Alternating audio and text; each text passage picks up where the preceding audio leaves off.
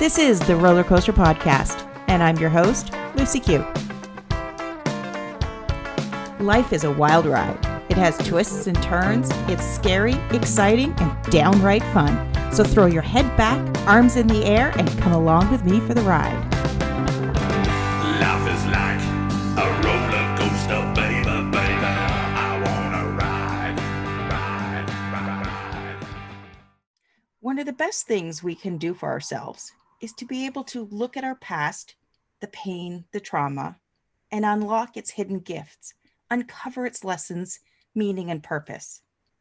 Joining me today is Zack Rutledge, a clinical therapist in grad school, personal trainer, and nutrition specialist, to chat about how he turned his own experiences with depression into a book, the official Depression Relief Playbook.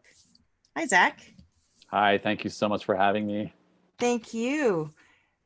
Depression, I want to say it's actually getting worse globally.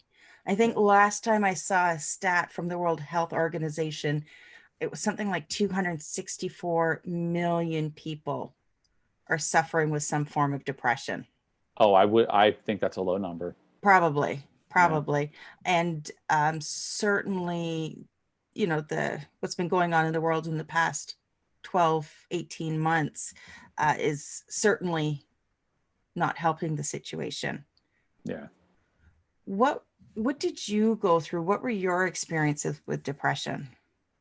Well, mine started a while ago. Now, my childhood was very stable and quote unquote normal, right? So there were no capital T traumas going on. I never even moved. And looking back now, I think there were some chemical things going on that I didn't really have the insight at the time to recognize. Like I would take breakups harder than most people. Just certain things would kind of get me into more of a funk. And I just figured I was a moody punk rocker, right? When I was a teenager, I was like, oh, well, that's just how I am. And it wasn't until it was the summer after high school, after my senior year, my best friend was killed. And I call it the perfect storm, right? So that happened. And then all of my friends left for college. So I was basically left with no support system, really. And this is pre-social media.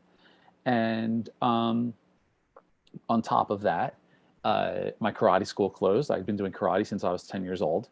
And that closed down. So I didn't have that support system anymore. And then on top of that, I feel that, and I don't like speaking in absolutes, but in general, people in their late teens, early 20s tend to experience that manifestation of quirks, let's say. So like depression, OCD, things like that tend to kind of manifest during those years. So all these things converged at once, and it was a rough go. So that was the big plummet. And from there, it was like a brick by brick buildup for about a decade. And eventually I got to that point where I could start really helping other people with their experiences, and I could speed up their journey. I can certainly relate to that. Growing up, I always felt like I didn't fit in. I was always bad. I did the wrong things. And then, when I got into my teen years, yeah, you're right. That's where sort of quirks come out, and that's where you act out in different ways, and you internalize a lot, and you internalize them, and then they become limiting beliefs. And that doesn't help the situation any. And for me, yeah, mine actually took a lot longer to implode. I was in my early 40s when I basically hit a rock bottom point, and then began to dig myself out. I mean, I had seen counselors or therapists along the way, and they would just prescribe you something. It didn't really resolve anything. And for me, it really took a lot of inner work to uncover and figure it out. How did you start to do that inner work, or was that part of your journey through this? Well, you hit something on the head there. It's work, right? It's not, you're not just going to come out of it. So what I did was, when I was in the deepest parts of it, it was hard to even get out of bed, which sounds silly, right? Because how much can you lay around? You can lay around quite a bit. So I was not really sleeping, not really awake, and I was like, I've really got to do something to kind of get my focus at least going, because I had to drop out of college and I just couldn't really function. So I said I need to concentrate for just a half hour, and I did the worst thing possible. I started by watching the news. So it was just all these, because I figured, smart people and informed people watch the news, right? So I was like, all right, I'll watch the news. And I don't need to know about every murder going on in the country, right? But that's what I was seeing. I was gonna say, watching the news is like throwing gas on a fire. Right. At the time, though, it seemed like a good idea. I didn't say these were all great decisions at the time. So anyway, so that didn't work that well. And it wasn't until I play in bands still, and I grew up just playing in bands. And I was playing in a band with these guys who liked to work out. And being fit was just something for me that was like a byproduct of doing martial arts. And I had never really worked out for the sake of working out. So to put things into perspective, right now, I'm 5'9", and I'm 170 pounds, which is like, okay, whatever. And I'm a personal trainer, so I'm working out 6 days a week, and that's just what it is. At the time, 5'9", 124 pounds. So I was almost 50 pounds lighter. Wow. Right. So I was getting sick a lot. And if I had gotten seriously sick, there was nowhere for me to go. It was dangerous at that point. It was very dangerous. So when I started working out and I started to see these muscles growing, I just figured that was my lot in life, right? I was going to be skin and bones sick all the time.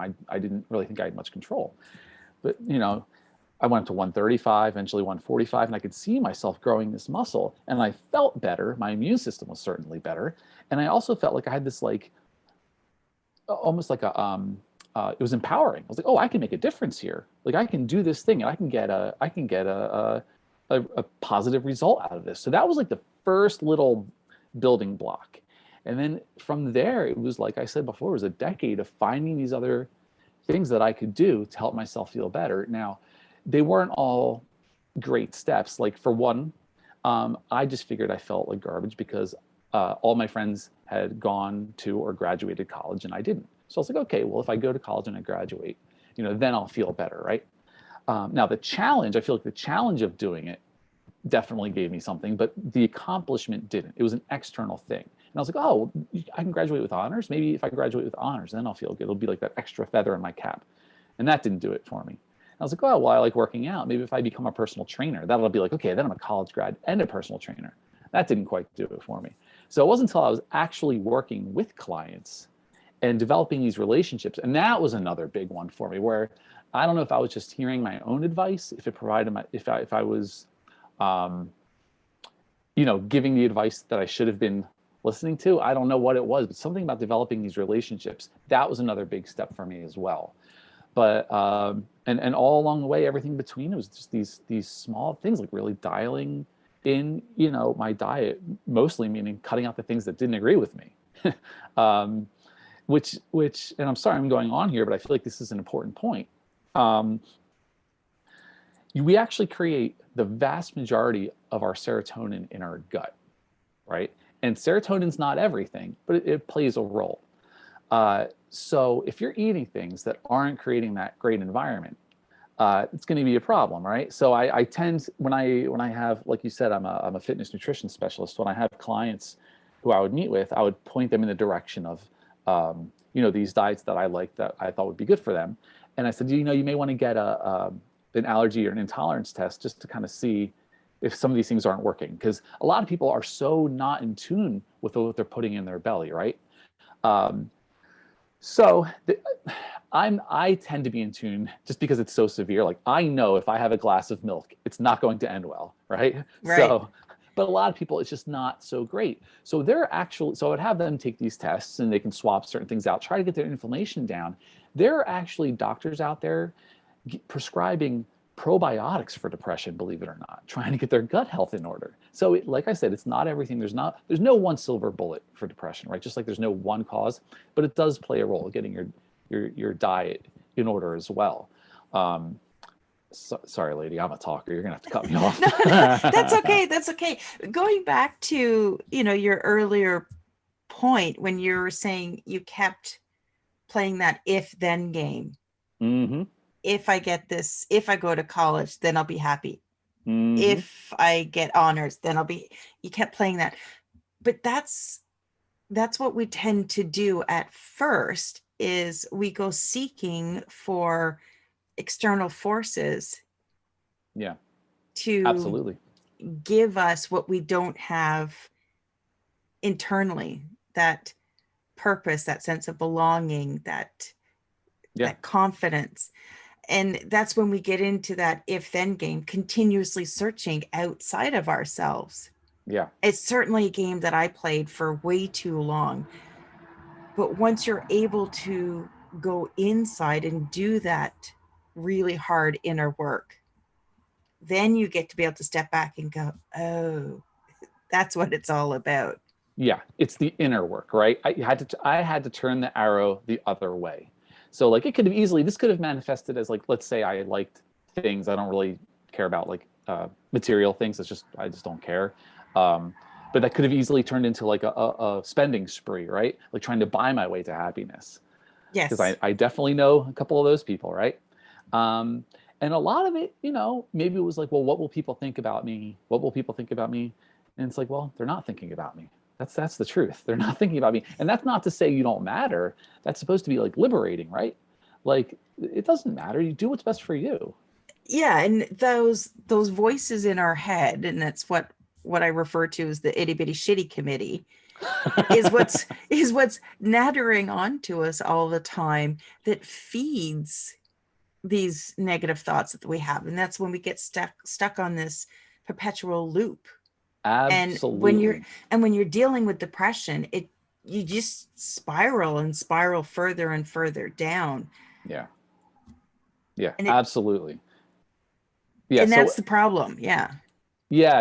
And like even people who aren't depressed, we tend to be geared towards negativity, right? So the theory is that back when we were cavemen, it was more advantageous to dive out of the way of the saber-toothed tiger than to go after the food, because the tiger was the threat and that's immediate and the food can wait. So that's the theory anyway, why our brains are geared more towards negativity, right? That's we can spot the negative things a lot easier than the positive things, right? But that was for survival, and it's a different world now. And now we really want to get in that habit of using our brain, not our brain using our mind. It's like we're our mind, not our brain. It's kind of like two different things, right? The brain's the organ, and we have to kind of override that, and that's part of the challenge when you're dealing with depression, because your brain just runs wild. It does, and it does, and it's calming those voices down, and then reframing your past experiences. Mm-hmm. Was that part of your process, going back to, you know, the late teens, early 20s, when you were going through that perfect storm? Was that part of what you did, was to go back to those experiences and draw out those gifts, those lessons from them? Um, it's funny. This sounds strange for anyone who hasn't gone through depression, but I could tell it was almost like a switch going on, the difference between my grief cry and my depression cry. And it sounds weird, right? But I remember being at work and just losing it over my friend, but it felt much cleaner. And I know that sounds weird for people who haven't experienced it, but it felt like a much cleaner thing. And grief is different from depression. Grief is something that we have to go through, right? So Yes. I talked to a therapist yesterday, and she put it perfectly. She said, grief is the price we pay for love. So yeah, you Ah, have to pay it. You have to pay it. There's no getting around that, right? yeah. That felt different. That felt like an obstacle that I had to get over. Depression felt like something pulling me under, and it was a bottomless pit. Yes. Um, so as the years went on, and I was attributing my depression to these events. I was like, you know what? I don't think it's these events. I've gone through my grief, and that was another point. I've had a lot of little points here, epiphanettes. That was another point where I was like, okay, this is something else going on, other than the grief, other than my friends going away, other than what have you. There were other things going on. Yeah. Did you, because at the time you said that all of your friends went to college and they went away and you were left there. Were you struggling with, you know, what's my purpose? Why am I here? What am I supposed to be doing? Oh, I still struggle with that. Yeah, that never went away. But at that point, yeah, but it was such a dark place. It was almost like I didn't even have the energy to think about that, right? Like Yeah. I didn't know what I wanted. And so it's hard, like when you don't have something to work towards. But I knew I couldn't even work towards anything at that point. It was so severe. Um, Yes. And yeah, that's the thing, is that when you're at that bottom of the pit and it's yeah, so dark, finding the reasons to keep going forward, finding, you know, it's easy for somebody to say, well, you just have to find your purpose. You just have to do this. It's like, no, you're trapped. You're so far down. It's not that easy to come out of that. right. You have to, we ultimately, you have a choice. And I guess that's what pulls most of us out of it, is that you either have a choice to, stay in that bottomless pit, or look up and find what's possible. Find that one thread that you can hold on to, that you can start to pull yourself out. Yeah, yeah. So I mean, it certainly helps to have some kind of goal or something you want to work towards, right? One, you were saying a little earlier about people, saying certain things to you. One thing that drove me nuts, it still does, is when people would say to me, "Oh, well, it could be worse." So I'm Oh, there at my bottom, and I'm like, "You mean it could be worse than this?" yeah, I I don't thought want to that was know worse. like, this is as good as it gets, right? I wanted them to say, well, it can be better. We can build something, right? That you really look forward to. That's what I wanted them to say. Of course, they Yeah, didn't. and it's yeah, it could be worse. And that's one of the stupidest things I think people have said over the past year, is they're trying to compare what we've been through in the last 12 months with past historical events. And it's, well, no, that sucked at the time for what those people went through. But this is a different world that we're living in. This Yeah, is a different set of circumstances. You can't compare one with the other, no, because what that's essentially doing is diminishing and, voiding any feelings that we have today. yeah, And no, we have feelings for a reason. absolutely. I agree with you 100%. I spoke with a lady in Florida who, she was very flippant when it came to the uh, Uh, the virus. And I was like, I'm here in New Jersey and we got clobbered. I know 8 people who passed. oh, Uh, wow. we got hit really hard. Like when you saw on TV those hospitals where they're putting patients in the gift shops, we're not far from there, right? So we got hit pretty hard. So she was like, this isn't a big deal, and you shouldn't. It could be worse, and that kind of thing, right? I want to say no, like we're upset for a reason, and we don't all have the exact same experiences with this, and we should respect those feelings people have, because we don't know what those people are going through.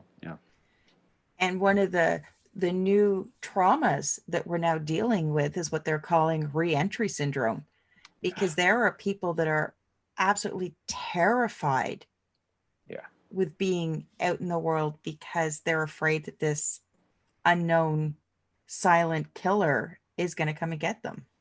yeah, yeah, yeah. It's a lot, and we've never, of course, in our lifetime, this has We've never never happened been before. through it. I It's a mean, lot. yeah, I kept seeing people try and compare it to World War II, which is, you Yeah, know, you saw it coming. Yes, it was horrible.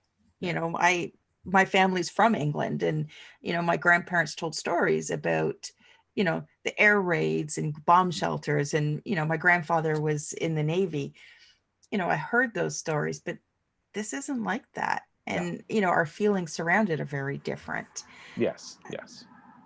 So going back to your book, what are some of the tips and strategies that you share with people that they can then begin to climb their self out of whatever dark hole they might be in?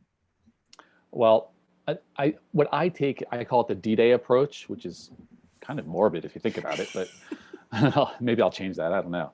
But I come at it from every angle. Okay, so of course, I come at it from the fitness and nutrition angles, because that's some of my passions, right? But I'll come at it from, I have a quick story. I did put this in the book, but I have a quick story. For some reason, people get a kick out of this one. So I was on my way to a job interview, like this corporate job interview, right? Because my idea of success, like when you close your eyes and you imagine success, at least in this country, is the guy with the briefcase wearing the business suit going to some skyrise. And so I was like, okay, so I'm wearing this suit and I'm on my way to this interview.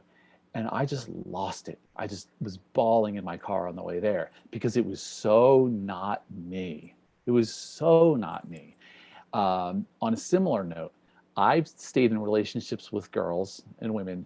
I had no business being in relationships with them, right? So because we were just different people. But the thing is, that's okay. You can't force, your round peg into their square hole, right? Like, I am not a corporate guy, but I had to accept that, even though I had people, all around me telling me, go be successful, go to New York City, go do this. It's not me. So we need to recognize that. That's actually one of the things that I learned from going to therapy myself. And I had to, this is another like little tip I have in the book is, I know people who went to therapy and they're like, oh, I didn't like it. And that was the end of it. Well, I did too. When I was 19, I went once and I didn't really like it. But the thing is, you have to find the right person. It's almost like finding a coach, right? You're not gonna gel with everybody. So it was my fourth one, believe it or not, that I finally felt like, okay, this guy, we're on the same wavelength here. And I talked about, this going for my job interview and just losing it crying. And he was like, well, have you heard of the Myers-Briggs test? And I hadn't, and he had me take it. So the Myers-Briggs test, it's based on the principles of Carl Jung, and anybody can find it online, like shortened versions, but I highly recommend you take one that's 200 questions or longer. And the idea is there are these basic 16 different personalities between all of us. And you lean either introvert or extrovert, so you're E or an I, and then it works its way down. So there's 3 other questions, right? Thinking or perceiving, and you can look it up. It's fascinating, right? So what I learned is, I'm an ENFP. He had me take this whole test. It took me like forever. Took this test. He's like, okay, so you don't see the world this way. You see it this way, right? So you see the potential in things. You're a very informal person. You do this. And it was like, oh yes, like this all totally makes sense now, right? So I highly recommend people to do that too, because they may be trying to force themselves into thinking a certain way, like thinking like their group of friends, or thinking, into a career that's just not working great for them. So that's just one of the great insights you get out of therapy, right? I'm sorry, you're gonna have to cut me off, man. I just go. I apologize. That's okay. That's okay. I love conversation, but we don't want to take away from the opportunity for people to get your book and learn all of these tips and strategies for themselves. So, where's the best place for someone to buy your book? The best place is Amazon. It's just the official Depression Relief Playbook. That's it. It's easy to find if you type it in there. We have the download and the paperback, so that's nice. And I actually wrote it to be more or equally a gift, because I joked with a lot of people that I wrote it for like the worst possible sales, because I wrote it for people who typically don't go out for help, right? So I would really love for this to be a gift for people, like the kind of thing that's going to sit on somebody's bedstand and be like, provide them that hope, because it's going to have all these actionable things they can do, not just mindset things, but actionable things as well. And it's a fairly quick read, isn't it? Oh yeah, I kept it short for a reason. I mean, the last thing I wanted to do was go through 350 pages to get 1 or 2 ideas, Yeah, I didn't have the energy. No, when you're in that state, you're like, just give me one thing to do. Just tell me the one thing I need to do to step forward. Yeah, so I stacked it as tightly as I could. Yeah, it's pretty dense. Perfect. And now I know you said that before we jumped on, you said that you were overhauling all of your social media and your website and that. So we can't share the exact links right now, but I will make sure that the link to your books and your new links to your website will be in the show notes if anybody wants to connect with you and buy your book. Thank you so much. If you're looking at connecting with Zack, make sure you check out the show notes. We're going to have all of the links in there. And Zack, thank you so much for joining me today and sharing your story. Thank you so much. It's an honor, really. I love what you do. So thank you. Thank you. Thanks for listening to this episode of the Roller Coaster Podcast. Want to chat or share your ideas about today's show? Pop me an email at hello@therollercoasterpodcast.com. Don't forget to connect with me on Facebook and Instagram at the Roller Coaster Podcast. Our theme song, Roller Coaster, was performed by The Lucky Setback. Audio editing by the one and only Jeff Quigley of Quigley Creative. Life is like